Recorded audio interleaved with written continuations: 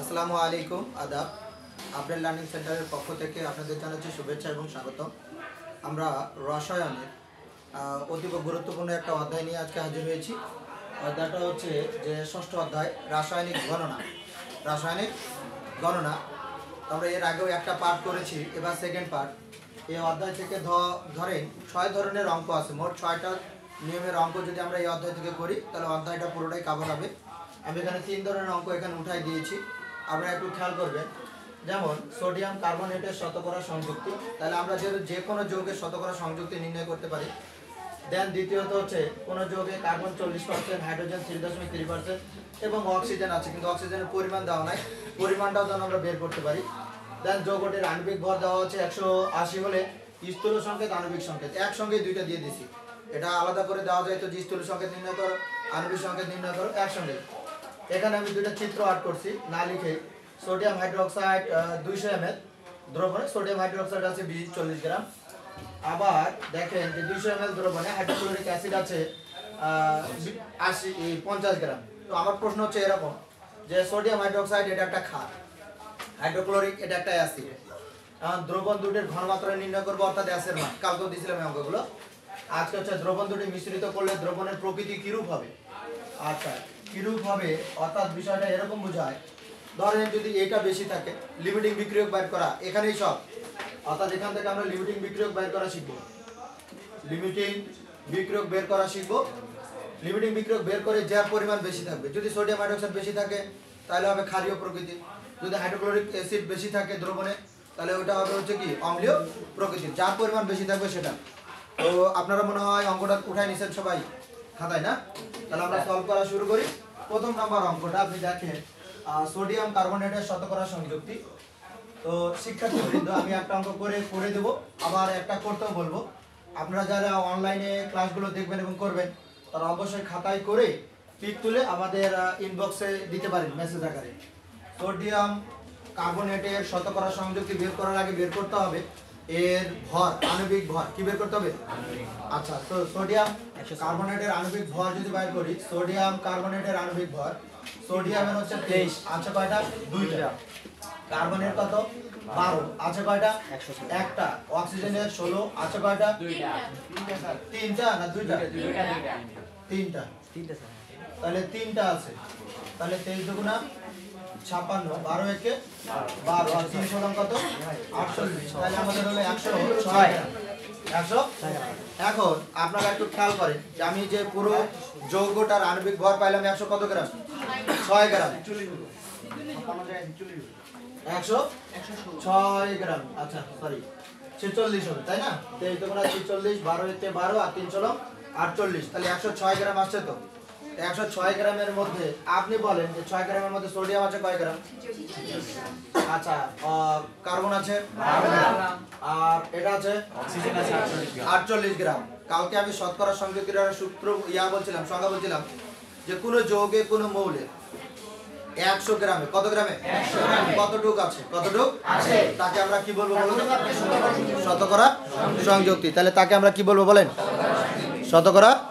তো বলেন শতকরা সংযুক্তি কাকে বলে? কোন যৌগে কোন মৌল কি পরিমাণে আছে, কি পরিমাণে আছে তার পরিমাণকে আমরা কি বলবো বলেন? শতকরা। Am I clear? তাহলে 100 গ্রামে কতটুকু করে আছে আমরা এটা দেখি যে 100 গ্রামে কতটুকু আছে।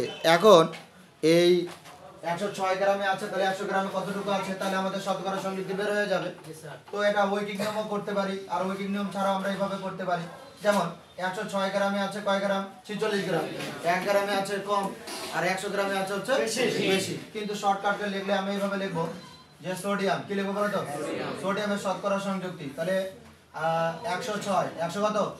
6 গ্রামে আছে কত? 46, আর গুণ দিব কত? 100 গ্রাম। তাহলে আমরা এটা পেয়ে যাবো শতকরা সংযুক্তি। দেন এভাবে যদি আমি বাইর করি কার্বন, কার বাইর করি বলো তো? কার্বন। তাহলে দেখেন 106 কার্বন কত আছে? আর গুণ কত দেব? 100। তাহলে এর পরিমাণ বের হয়ে যাবে।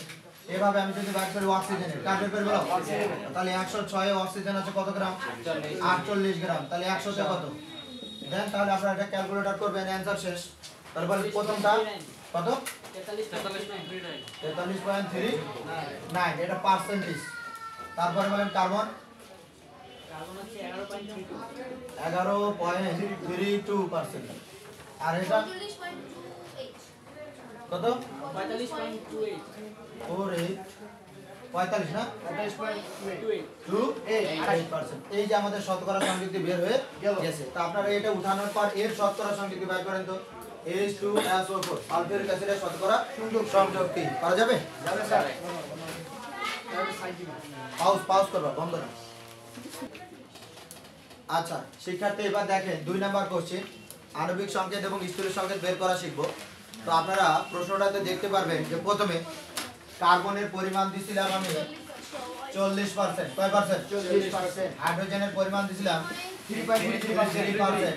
আরেকটা পরিমাণ ছিল, সেটা ছিল অক্সিজেন। কি বলতো? অক্সিজেন। আর কোনো প্রশ্নে দেওয়াই থাকতে পারে, কোনো প্রশ্ন নাও দেওয়া থাকতে পারে।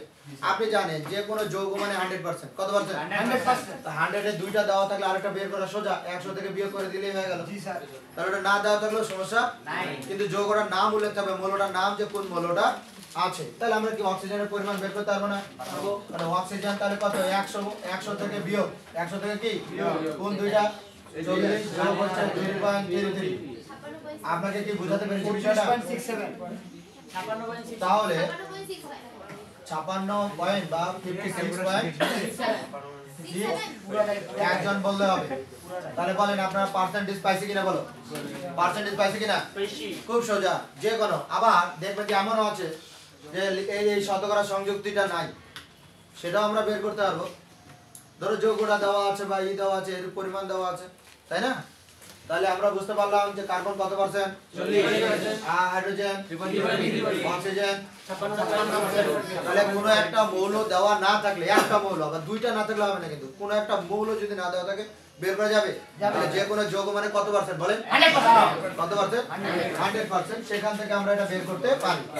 এখন আপনাকে আমি যেটা সহজ পদ্ধতি শিখাই, ধরো কার্বন, হাইড্রোজেন আর কে আছে? এই দেখেন কার্বনের কত দেওয়া আছে? 40। কার্বনের ভর দিয়ে ভাগ করব 12 দিয়ে। কত দিয়ে? 12। একটা পরিমাণ চলে আসবে। তারপরে যদি বলি হাইড্রোজেন, কি বলি বলো তো? হাইড্রোজেনের কত দেওয়া আছে? 3.33। হাইড্রোজেনের ভর দিয়ে ভাগ দেব, দিয়ে দিলাম। এরপরে যদি বলি অক্সিজেনের, তাহলে অক্সিজেনের ভর দিয়ে ভাগ দেব। তাহলে বলেন অক্সিজেন কত পার্সেন্ট আছে? 56.67। আর অক্সিজেনের হচ্ছে কত? 16। তাহলে আপনি বলেন প্রথম ভাগ দিলে কত আসছে? 3.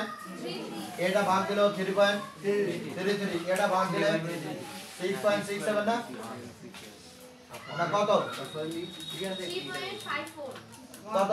3.54। ঠিক দিছেন তো?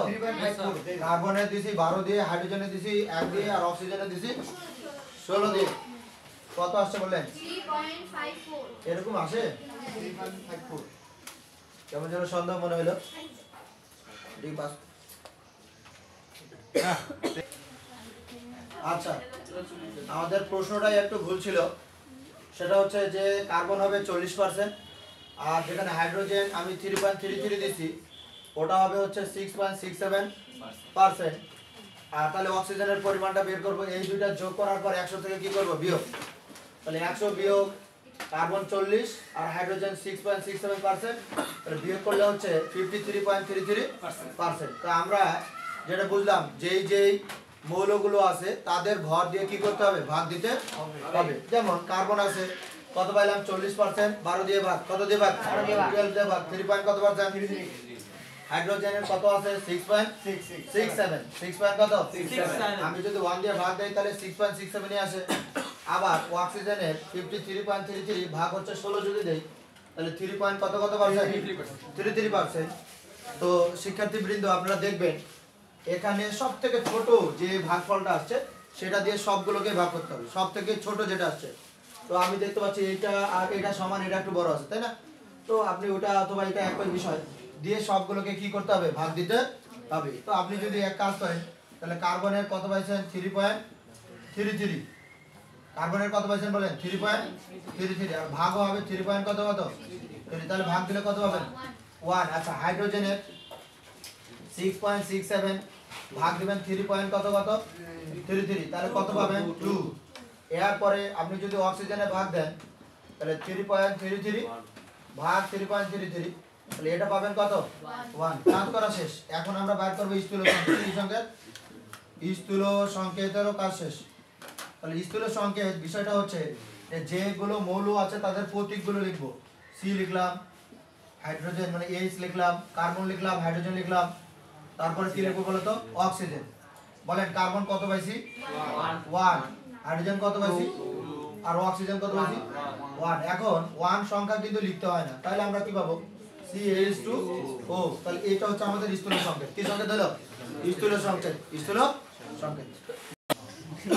কি আচ্ছা এবার আমরা শিখব আণবিক সংকেত নির্ণয় করা তো আণবিক সংকেত বের করতে হলেও আমাদের স্থূল সংকেত জানতে হবে স্থূল সংকেত ছাড়া আণবিক সংকেত বের করা সম্ভব না তো আণবিক সংকেত বের করতে হলে আমাদের কি বের করতে হবে স্থূল সংকেত কি সংকেত ধরে এইভাবে ধরতে হবে আণবিক সংকেত বিষয়টা এরকম স্থূল সংকেতের সাথে সূত্র হচ্ছে এরকম স্থূল সংকেতের সাথে n কি দিতে হবে বলো তো n তাহলে স্থূল সংকেত CH2O এর সাথে আমরা কি দিয়ে দিলাম এই n এর মানটা বের করতে পারলেই হয়ে যাবে তো n এর মান বের করার জন্য আমাকে দুইটা ধাপ করতে হবে কয়টা ধাপ দুইটা একটা হচ্ছে স্থূল সংকেতের ভর বের করতে হবে স্থূল সংকেতের ভর কেমনে বের করব CH2 আর কত আছে ও কার্বনের 12 হাইড্রোজেনের কাছে কয়টা দুইটা অক্সিজেনের কত 16 তাহলে 12 যোগ হচ্ছে কত 2 আর হচ্ছে কত 16 তাহলে মোট হলো কত 30 আপনার মনে আছে প্রশ্নটা দেওয়ার সময় আমি দিয়েছিলাম যে যৌগটির আণবিক ভর 180 জি স্যার যৌগটির আণবিক ভর কত ছিল 180 আমরা তো যৌগের নাম জানি না যৌগটির আণবিক ভর 100 কত 80 যৌগটির আণবিক ভর 180 তাহলে আমরা n এর মান বের করব কার মান বের করব তো n এর মান বের করার সূত্র হচ্ছে আণবিক ভর আর স্থূল সংকেতের ভর ভাগ আণবিক ভর ভাগ স্থূল সংকেতের ভর তো আণবিক ভর 180 আর স্থূল সংকেতের ভর হচ্ছে কত 30 তাহলে কত চলে আসলো 6 এখন n এর মান 6 বসাই দিলে আমার আণবিক সংকেত বের হয়ে যাবে অতএব আণবিক সংকেত কি সংকেত আণবিক সংকেত তো আণবিক সংকেতের সূত্র কি CH2O সঙ্গে n নাকি তাহলে এখন দেখেন CH2O থাকলো আর n এর মান কত পেলাম আমরা 6 তাহলে বসান তাহলে C6H12O6 তাহলে দেখেন আরেকবার আমরা রিভাইড করি তাহলে আমি বারবার বললাম যে আণবিক সংকেত বের করতে হলে আমাদের কি বের করতে হবে স্থূল সংকেত কি বের করতে হবে আণবিক সংকেত বের করতে হলে আমাদের কি বের করতে হবে তাহলে দেখেন আণবিক সংকেত স্থূল সংকেতের সাথে কি গুণ n স্থূল সংকেত আগে বের করলাম CH2O সঙ্গে কি দিলাম n বের করার নিয়ম কি স্থূল সংকেতের ভর বের করতে হবে কার ভর স্থূল সংকেত কি ছিল CH2 আর কত ছিল ও কার্বন 12 হাইড্রোজেন 1 হাইড্রোজেন কত 1 আছে কয়টা দুইটা অক্সিজেনের কত 16 যোগ করলে কত 30 আণবিক তারপর যৌগটির আণবিক ভর কি ভর আণবিক ভর বের করার নিয়ম হচ্ছে আণবিক ভর দেওয়াই ছিল কোশ্চেনে 100 কত 80 n এর মান বের করতে হবে তাহলে আণবিক ভর ভাগ হচ্ছে স্থূল সংকেতের ভর কাটাকাটি করে কত পেলাম তাহলে আণবিক সংকেত CH2O সাথে কি দিয়ে দিলাম n তাহলে এখন n এর মান কত পাইছি তাহলে C6 H12 আর O6 আপনি বলেন তো যৌগটার নাম কি স্যার গ্লুকোজের সঙ্গে যৌগটার নাম কি গ্লুকোজ কি নাম বলেন তো তাহলে কি পারা যাবে না যাবে ঠিক আছে আচ্ছা শিক্ষার্থীবৃন্দ এদিকে দেখেন আপনারা মনোযোগ দেন সোডিয়াম হাইড্রোক্সাইড 200 ml 40 গ্রাম কয় গ্রাম 40 গ্রাম হাইড্রোক্লোরিক অ্যাসিড 200 ml কত গ্রাম বলছিলাম প্রথম এক নাম্বার কোশ্চেন ছিল দ্রবণ দুটির ঘনমাত্রা নির্ণয় করো কোনটি এভাবে আসতে পারে যে দ্রবণ দুটির ঘনমাত্রা সমান হবে কি না তো এরকম ঘনমাত্রার ক্ষেত্রে আমি যদি সোডিয়াম হাইড্রোক্সাইডের ক্ষেত্রে বের করি সোডিয়াম হাইড্রোক্সাইডের ক্ষেত্রে বের করলাম তো আপনি দেখেন এখানে W এর মান কত আছে 40 গ্রাম আপনি জানেন যে কোনো যৌগের সংকেত থাকলেই তাহলে m এর মান বের হয়ে যাবে তাহলে সোডিয়াম হাইড্রোক্সাইড সোডিয়ামের 23 অক্সিজেনের 16 হাইড্রোজেনের 1 তাহলে কত হলো বলেন 40 দেখি আর ভি এর মান হচ্ছে কত এমএল 200 এমএল বাইর করতে হবে কার মান তাহলে S W ইনটু কত 1000 আর নিচে হচ্ছে কত এমবি বা ভি এম বলেন W জায়গায় কত বসাবো 40 গুণ কত বসাবো 1000 ভি এর জায়গায় কত বসাবো 200 আর এটা হচ্ছে কত 40 কাটা দিয়ে দেন এই শূন্য এটা দিলে কত 5 তাহলে ঘনমাত্রা কত হচ্ছে 5 মোল কত মোল আচ্ছা শিক্ষার্থীবৃন্দ আপনারা হাইড্রোক্লোরিক অ্যাসিডের বের করতে পারবেন না হ্যাঁ পারবেন করে দেখান আচ্ছা শিক্ষার্থীবৃন্দ অবশ্যই আপনারা করে ফেলেছেন এখন একটু উত্তরটা মিলাই নেন W দেখেন হাইড্রোক্লোরিক অ্যাসিডের ক্ষেত্রে W এর মান 50 M এর মান হচ্ছে 34.5 36.5 V এর মান হচ্ছে 200 ml আমরা এখন মান বসাই তাহলে W ইনটু 1000 আর নিচে হবে হচ্ছে Vm তাহলে W এর জায়গায় কত বসাবো 50 ইনটু হচ্ছে 1000 V এর জায়গায় 200 আর এটা হচ্ছে 36.5 তো আপনারা 0 কাটা দিয়ে ভাগ করলে 6 পয়েন্ট কত আসবে 4 তাহলে এর ঘনমাত্রা এত মোল আর এর হচ্ছে এত মোল তাহলে দুইটার ঘনমাত্রা সমান হবে না আচ্ছা এরপর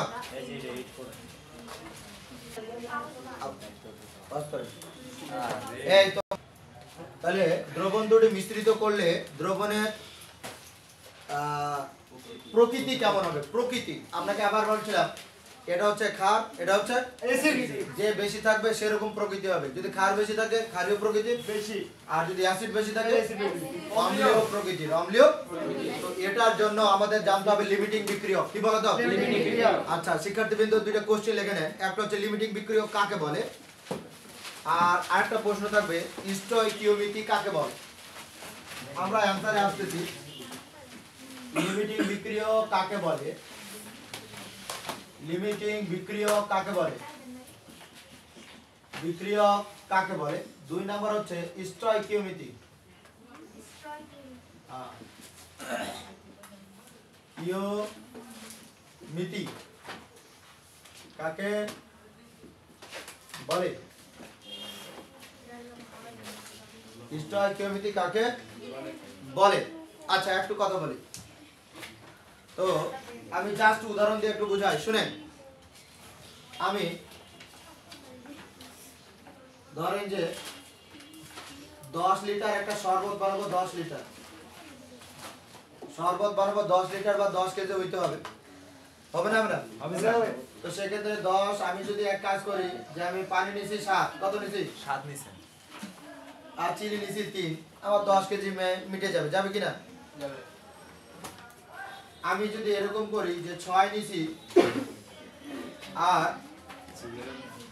এটা নিছি 3 কত নিছি 3 নিছি তাহলে কি আমি 10 লিটার বানাইতে পারবো না লবণ নিতে হয় তাহলে 10 লিটার বানাইতে পারবো 7 আর 3 নিলে 10 বানাইতে পারবো 6 আর 3 নিলে 10 নিতে 10 বানাইতে পারবো না আগেই আমার কোনটা শেষ হয়ে যাবে চিনি কে শেষ হয়ে যাবে চিনি তাহলে লিমিটিং বিক্রিয়ক কাকে বলে তাহলে বিক্রিয়ায় যে বিক্রিয়কটি পূর্বেই শেষ হয়ে যায় বিক্রিয়ায় যে বিক্রিয়কটি পূর্বে শেষ হয়ে তাকে লিমিটিং বিক্রিয়ক বলে তাহলে কথাটা কি বুঝলেন কিনা যে বিক্রিয়া করতে গিয়ে ও আগে শেষ হয়ে গেছে আগে শেষ হয়ে গেছে ওই যে বললাম 10 লিটার শরবত বানাইতে গেলে 10 লিটার শরবত বানাইতে যদি 7 দেন তাহলে লাগতো কত 3 ঠিক আছে কিন্তু 6 দেন লাগতো কত বলো তো 4 তাহলে 4 না দিয়ে কত দিবেন 3 তাহলে কোনটা শেষ হয়ে যাবে আগে চিনি তাহলে এই ক্ষেত্রে চিনিটাই লিমিটিং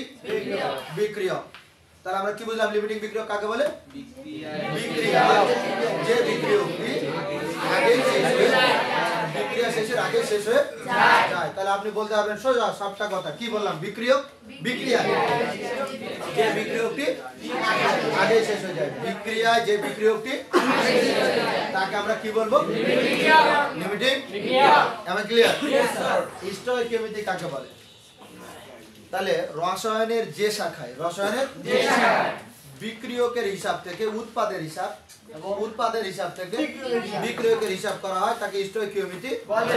বলে তাহলে স্টোইকিওমেট্রি কাকে বলে? রসায়নের যে শাখায় বিক্রিয়কের হিসাব থেকে। তাহলে আগে আমার কথাটা মনোযোগ দিয়ে শুনে, রসায়নের যে শাখায় বিক্রিয়কের হিসাব থেকে উৎপাদের হিসাব থেকে বিক্রিয়কের হিসাব করা হয়, ঠিক আছে? বিক্রিয়ক থেকে উৎপাদ কতখানি হলো, উৎপাদ থেকে বিক্রিয়ক কতখানি হলো, এই হিসাবটা যেখানে করা হবে তাকেই আমরা বলবো স্টোইকিওমেট্রি। এই দুইটা কোশ্চেন গুরুত্বপূর্ণ সেই জায়গাটায়।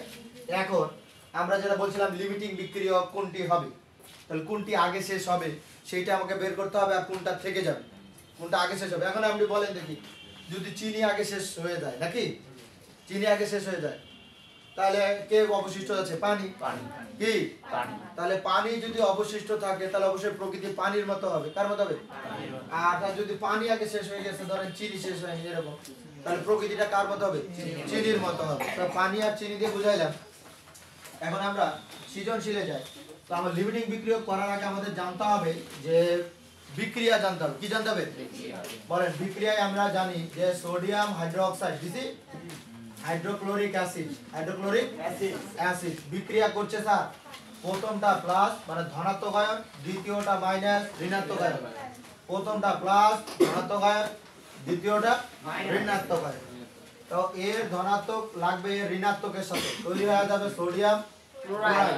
বিক্রিয়া যদি সমতা না থাকে তাহলে অবশ্যই আপনাকে সমতা করে নিতে হবে, না হলে অঙ্ক মিলবে না। যদি বিক্রিয়া কি না থাকে? সমতা। দেখেন সোডিয়াম এখানে একটা, এখানে একটা, ক্লোরিন একটা, তাহলে সমতা আছে, তাহলে সমতা করার কোনো দরকার নাই।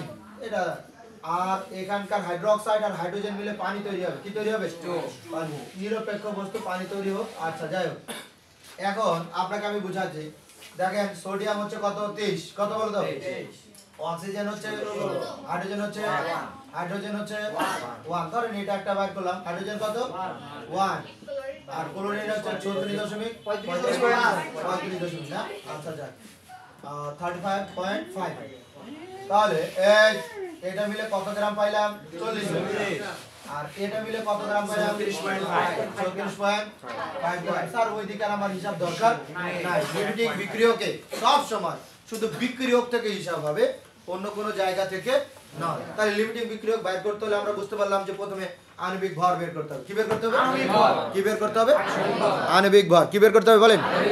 আণবিক ভর। কি বের করতে হবে? আণবিক ভর। আচ্ছা আণবিক ভর আমরা যদি বের করে দেই, আণবিক ভর বের করার পর আমরা যেটা করব সেটা দেখেন, বুঝছে? এখন আপনি আপনাকে কথা বলেন তো এখানে কেমন কি লাগতে পারে বলেন। তাহলে 40 গ্রাম বিক্রিয়া করার জন্য কয় গ্রাম? 40 গ্রাম। কত গ্রাম লাগছে? 34 গ্রাম। কয় গ্রাম? তাহলে 40 গ্রাম কে এটা? এটা সোডিয়াম হাইড্রোক্সাইড বিক্রিয়া করে। কি করে বলো তো? বিক্রিয়া করে। স্যার খুব সহজে শেখাচ্ছি, আপনি দেখেন। এইটা ক্লাস নিতে গেলেও প্রায় যদি 30 মিনিট ক্লাস করে 1 সপ্তাহ লাগবে লিমিটিং বিক্রিয়ক শিখতে গেলে। মোল থেকে, ভর থেকে, গ্রাম থেকে, প্রত্যেকটা থেকেই লিমিটিং বিক্রিয়ক বের করা যায়। আমি ভর দিয়ে যা শেখাচ্ছি যে 40 গ্রাম সোডিয়াম হাইড্রোক্সাইড বিক্রিয়া করে কত গ্রাম? 34.5 গ্রাম। কার সাথে? হাইড্রোক্লোরিক অ্যাসিডের সাথে। কার সাথে? এখন আমি যদি বলি 1 গ্রাম, কয় গ্রাম? 1 গ্রাম সোডিয়াম হাইড্রোক্সাইড বিক্রিয়া করবে কমের সাথে 34.5 ভাগ হচ্ছে কত? 40.40 নাকি? এখন আমার কথা এখানে বলে সোডিয়াম হাইড্রোক্সাইড কয় গ্রাম আছে? 40 গ্রাম। কয় গ্রাম? 40। তো এটা 40 গ্রাম আছে। আচ্ছা হোক, তাহলে আমি দেখাই। তাহলে 40 গ্রাম সোডিয়াম হাইড্রোক্সাইড বিক্রিয়া করে, আমি হিসাব করে দেইনি, তারপরে যদি আসে তাহলে করার কিছু নাই। 40 ভাগ কত বলো তো? 40। তাহলে 40 কত? কাটা 36 কত? 36.5।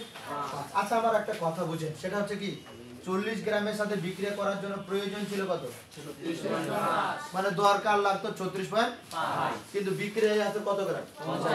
বেশি না কম আছে? বেশি আছে। তাহলে কি শেষ হবে? না থেকে যাবে। কথাটা বুঝাতে পারলাম না, মানে আরেকবার দেখেন। 40 গ্রামের সাথে কয় গ্রামের সাথে? আমরা বের করে নিতে পারলাম। আমি পরিমাণটা জাস্ট অ্যাডজাস্ট হয়ে গেছে, আপনি অন্য পরিমাণও থাকতে পারে। তাহলে 40 গ্রামের জন্য লাগে কত গ্রাম? 36 গ্রাম। 1 গ্রামের জন্য কম, যে গ্রাম থাকবে সেখানে। এখানে 40 গ্রাম আছে, 40 গ্রামের জন্য, তাই না? তাহলে লাগতো 36 কয় গ্রাম? 5 গ্রাম। 36.5 লাগতো, কিন্তু বিক্রিয়া দেওয়া হচ্ছে কয় গ্রাম? তাহলে ওইটা শেষ হবে না। তাহলে ওইটা শেষ হবে না, তাহলে শেষ হবে পরক্ষণে কোনটা?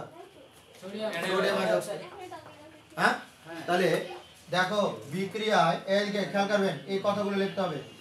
তাহলে বিক্রিয়ায় হাইড্রোক্লোরিক অ্যাসিড প্রয়োজন ছিল, যুক্তি দিতে হবে। হাইড্রোক্লোরিক অ্যাসিড প্রয়োজন ছিল কত গ্রাম বলেন? 36.5 গ্রাম। কিন্তু কিন্তু কিন্তু বিক্রিয়ায় দেওয়া হয়েছে, কিন্তু বিক্রিয়ায় কথা বলেন না, দেওয়া হয়েছে, কিন্তু বিক্রিয়ায় দেওয়া হয়েছে 50 গ্রাম। কয় গ্রাম? তাহলে অতএব হাইড্রোক্লোরিক অ্যাসিড শেষ হবে না, হাইড্রোক্লোরিক অ্যাসিড অবশিষ্ট থাকবে। হাইড্রোক্লোরিক অ্যাসিড কি থাকবে? অবশিষ্ট থাকবে, অবশিষ্ট থাকবে। আচ্ছা, এখন আপনি বলেন কে অবশিষ্ট থাকলো? আর লিমিটিং বিক্রিয়ক তাহলে কে হইলো? Sodium hydroxide. তাহলে লিমিটিং বিক্রিয়ক হলো কে? তাহলে সোডিয়াম হাইড্রোক্সাইড লিমিটিং বিক্রিয়ক, লিমিটিং। আচ্ছা, তাহলে লিমিটিং বিক্রিয়ক বের করা শিখলাম নাকি? লিমিটিং বিক্রিয়ক। আচ্ছা বলেন তাহলে বিক্রিয়ার প্রকৃতি কেমন হবে? কেন? অ্যাসিড যে অবশিষ্ট আছে। তাহলে এখান থেকে কটা প্রশ্ন হলো? তাহলে বিক্রিয়ার প্রকৃতি, কার প্রকৃতি বলো তো? বা দ্রবণের প্রকৃতি, দ্রবণের প্রকৃতি, দ্রবণের প্রকৃতি তাহলে হলো অম্লীয়। কি হলো বলো তো? অম্লীয়। এখন আপনারা কি বুঝতে পারলেন? তাহলে আমরা লিমিটিং বিক্রিয়ক বাইর করা শিখলাম, কে অবশিষ্ট থাকবে সেটা শিখলাম, আবার দ্রবণের প্রকৃতিও শিখলাম, দ্রবণের প্রকৃতি। আর যদি সোডিয়াম হাইড্রোক্সাইড বাকি থাকতো তাহলে হতো কি? ক্ষারীয়। তাহলে প্রথমে বুঝেন, তাহলে আমাকে প্রথমে কি করতে হবে বলেন? বিক্রিয়া করতে হবে। কি করতে হবে? হ্যাঁ, প্রথমে কি করতে হবে? যদি সমতা না থাকে সমতা করে নিতে হবে, সমতা। তারপর কি বের করতে হবে? আণবিক ভর, আণবিক ওইটাই দিয়ে ঐকিক নিয়ম। কি নিয়ম? যাকে ইচ্ছা ধরতে পারেন, এটা ধরে এটাও করতে পারতেন, এটা ধরে এটাও করতে পারতেন। তাহলে 40 গ্রাম সোডিয়াম হাইড্রোক্সাইড বিক্রিয়া করে 36 1 গ্রাম করে এর মধ্যে, এবং বিক্রিয়ায় যত গ্রাম দেওয়া ছিল সেটা আপনি আবার বললেন না যে 40% 40 না, এখানে আমরা যত গ্রাম দেওয়া থাকবে সেটা দিয়ে হিসাব করব। তাহলে 40 গ্রাম সোডিয়াম হাইড্রোক্সাইড বিক্রিয়া করে কত গ্রামের সাথে? 36.5 গ্রাম। কিন্তু বিক্রিয়া দেওয়া হয়েছে কয় গ্রাম? 50 গ্রাম। লাগতো কম, দিছে বেশি, তাহলে ওইটা থেকে যাবে। আর ওটা থেকে গেলে ওই প্রকৃতি হবে, তাই না, যেটা অবশিষ্ট থাকবে। তাহলে আজকে এই পর্যন্তই সুপ্রিয় শিক্ষার্থী, আবার দেখা হবে নতুন কোনো অধ্যায় নিয়ে। আবার সেই পর্যন্তই।